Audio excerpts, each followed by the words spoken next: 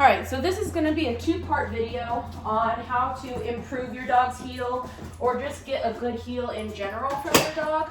What you're gonna need is a clicker or any sort of marker. It could be a vocal marker. Just make sure that when you are doing your vocal marker, you keep it fairly precise. So when we use a vocal marker, it's important that we keep the tone the same every time because our range in our voice is so big that we can't always get the exact precision that we want. Whereas with a clicker, it's the same exact sound every single time with very little variation in the sound. So what you're gonna need is a marker, some treats. I personally put my treat pouch behind my back so that my dog learns to look at me and not my treat pouch. You're gonna need a stool and multiple other surfaces. So we're gonna go from the largest item to the smallest item. We're gonna start out by first teaching our dog a paws up cue. So Cersei already knows all of this stuff that we're gonna teach her, so don't expect the same exact precision from your dog because, this is something we've worked on since she was a puppy. She's gonna be turning 3 this year, so it's a little bit different with her. So what we're gonna be doing is we're gonna first be teaching our dog a paws up cue. So don't expect immediate perfection from your dog, like I said. So with a new dog, you're probably gonna get a lot of just curiosity, investigating the stool. So at first, you want to mark and reward for any sort of interaction with the stool. So if they sniff it, good job.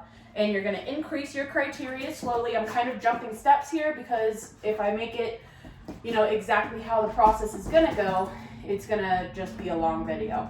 So it's gonna go from, just investigating it to putting their paws up to being able to paws up, give the verbal cue, and then go from there.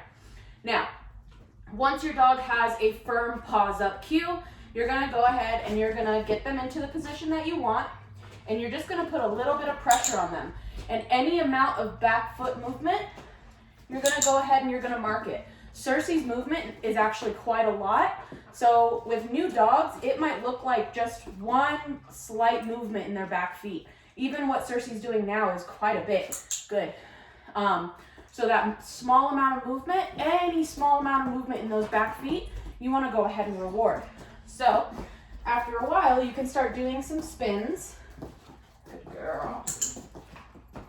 And when you're starting out, you wanna mark and reward every single time one of those back feet move.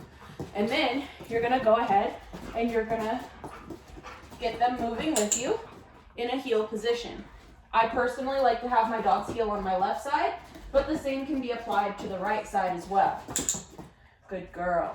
And after they're doing pretty decent spins, you're gonna go ahead and you're gonna reduce the size of the item that you're using as a platform. Now I'm jumping to a small dot. I have no idea where I got these. I personally got these from another student at the school that I went to.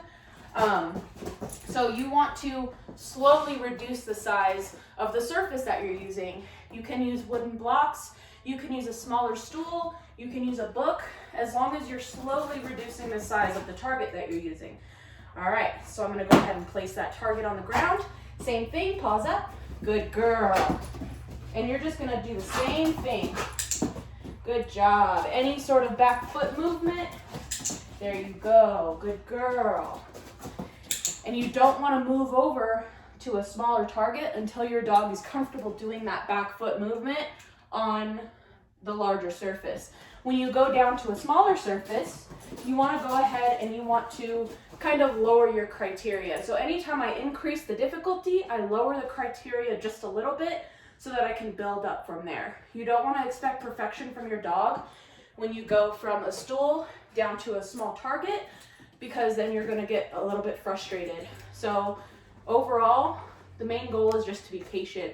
And once you get your dog, once you get your dog in a comfortable heel position and you get them understanding what that rear end awareness needs to be, then you can move on to actually putting this in motion.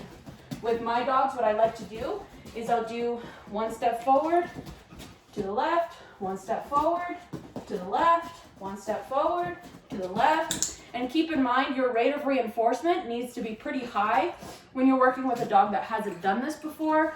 So Cersei's rate of reinforcement is fairly low because she doesn't need that much.